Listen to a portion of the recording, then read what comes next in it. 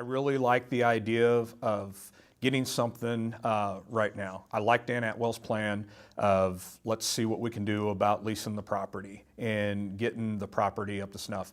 I don't know how many of the other candidates went through and looked at that lease. I have. I've read it front to back. There's a lot of clauses in there that the leasee needs to make the improvements. And if they accept those terms and improve the property, how is that not a win? Is that the full-time answer? I've heard that all we're doing is just putting it off for 3 years. No, we're not. With those improvements that's in there, we're going to improve the property. Then we need to get into a long-term plan. I do have a long-term plan. Do we need all that grown over parking lot area that's down there? Do we utilize it very much? No, we don't. And I can say one thing, some folks will disagree with that. Ball fields are something that is needed. Can we make some type of cooperation partnership with the City of Columbia and Parks and Recs to turn those into soccer fields? Sure we can. I think it's great. I mean, what better resource than to have, pretty areas for our kids to be able to play sports. I have taught and coached a lot of little league teams, football, baseball, and one thing we have a problem with around here is having field space. There's another fantastic avenue that we can utilize that piece of property. We need to market that property. I look at that as we built an apartment complex. We built a really nice apartment complex, but we didn't rent it out. And when you know as well as I do is if you don't utilize something, things fall apart. And that's what happens. We need to get that thing rented out. We need to utilize it.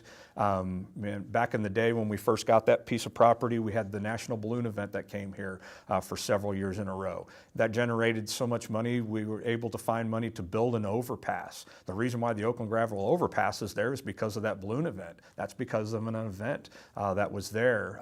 We had the National Biker Roundup. A lot of folks were afraid about that event. Nicest folks I've ever met that came through there, generated money and revenue. It was a little taxing on the sheriff's department, but what a great event.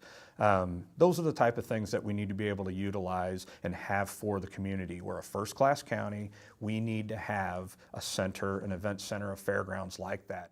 We need to have the FFA folks. I know a lot of, my 2 kids are involved in FFA. I know a lot of folks that how important that is to them to be able to show their animals and have the space and the equipment and the buildings to be able to house their animals. Let's put a little bit of money into this property based upon what the lease agreement has. I hope people do take the time to read that in there. And one of the clauses that I really love is that that property can be used for law enforcement training purposes. We don't have a very big area here. What do we have? We have the Highway Patrol, we have the Sheriff's Department, MUPD, Columbia Police Department, Ashland, Hallsville, all these different police entities, and to be able to utilize that piece of property, and that's actually in the lease agreement that law enforcement can utilize there to train. Wow, fantastic.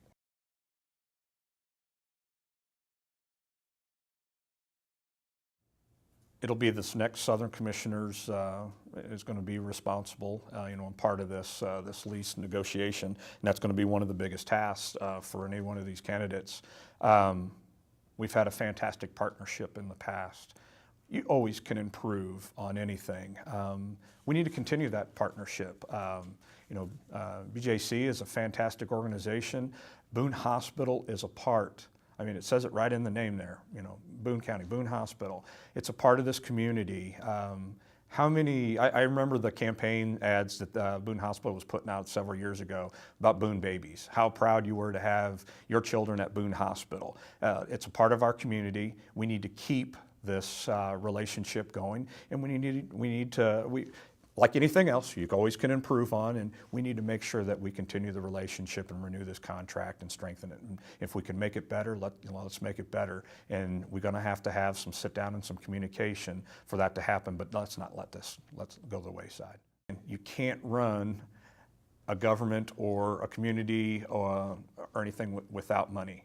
And that's a vital part of, revenue that's generated for this county to succeed. And if the partnership is good and BJC feels comfortable with it, we have to have revenue coming in from somewhere, and that's a big chunk. And yes, we need to continue that.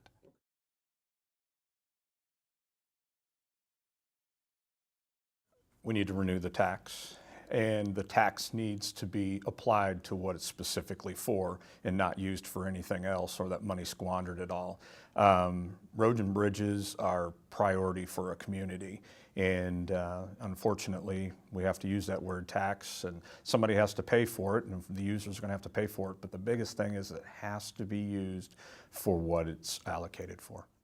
If you look at a budget, if you take a community budget and put it down into a family budget. Sometimes, things are pulled from, your food budget to be moved over, then it's replaced at some other point in time, and that type of thing.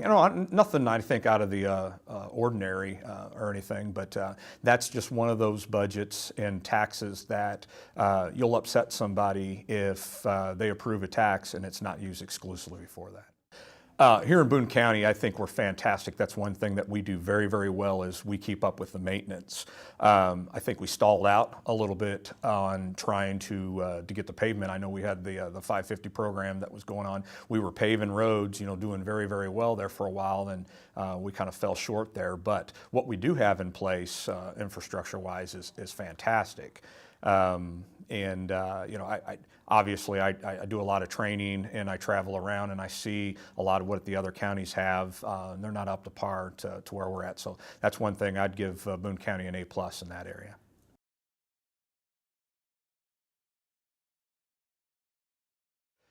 Well, I'd like to think I've already tried, starting doing that, trying to build a relationship with Brian Treese, our new mayor. We have new blood in there. I think he feels the exact same way, and I'm going to give the other candidates credit. They all feel the same way. We have to improve this relationship.